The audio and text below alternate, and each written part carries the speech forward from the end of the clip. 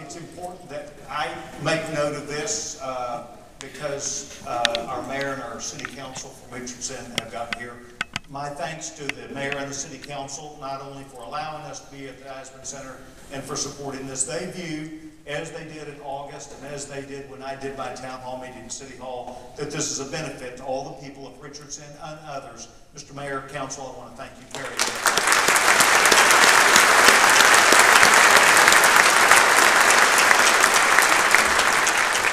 I also real quickly want to say thank you to Bruce McPherson, who is at the Eisemann Center, James Gregory, who is here, and what is your name, please?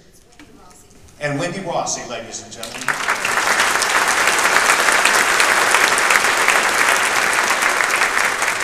have long looked to the city of Richardson to help me to be successful as a member of Congress. They care very much about each of the citizens, and I'm pleased and proud to be here tonight, and so thank you very much.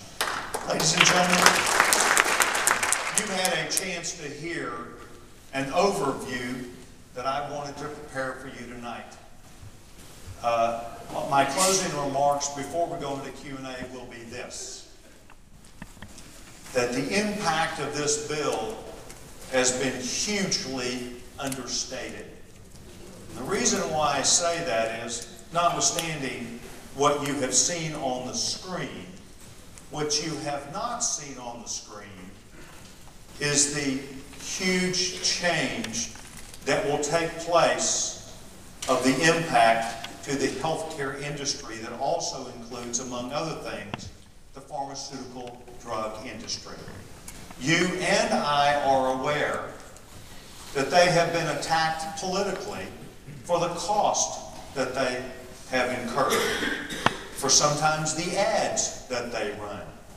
But one thing we should not question is that they have done a very good job to make these physicians' lives even better, because there are pharmaceutical drugs today that can not just alleviate a problem, but cure a problem that save us hundreds of billions of dollars in the advocacy for health care. What will happen in this health care plan is that the pharmaceutical industry will be decimated. It was an obvious, upfront intent and goal to decimate the pharmaceutical industry. You will see over the next 3 to 4 years, and this is a guesstimate, but they believe that more than half of the pharmaceutical companies will go out of business, and over half of all employees that are research and development oriented will no longer be in the pharmaceutical industry. Which means that we are going from, as I described earlier, a healthcare model where we stood a chance to solve Alzheimer's or retinitis pigmentosa, which is a blindness factor, or breast cancer, or bladder cancer, or all these types of questions that are before scientists today. They will, in my opinion, no longer have the opportunity to solve those issues.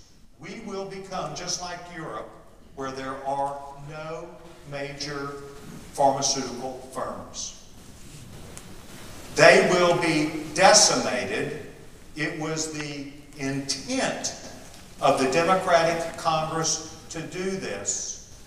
And we have always lived, including myself, off the idea that huge advances in healthcare that happen as a result of research and development would someday cure most of the problems that we have seen as a result of knowing the genome and our DNA genome.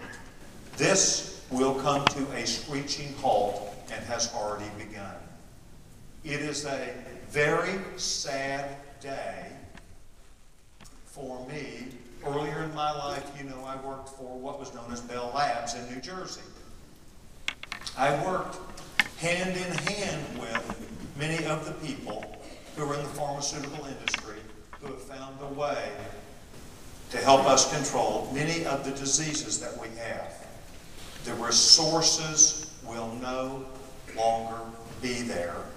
The free enterprise system will fail in its attempt, and this was an obvious decision that was made by Speaker Pelosi and the Democrat majority. You will see in the coming years a chance, I think, that we have to replace this system and replace it with a system that is more free market. And I pray we will go back to a system that gets even better than what we've just passed. With that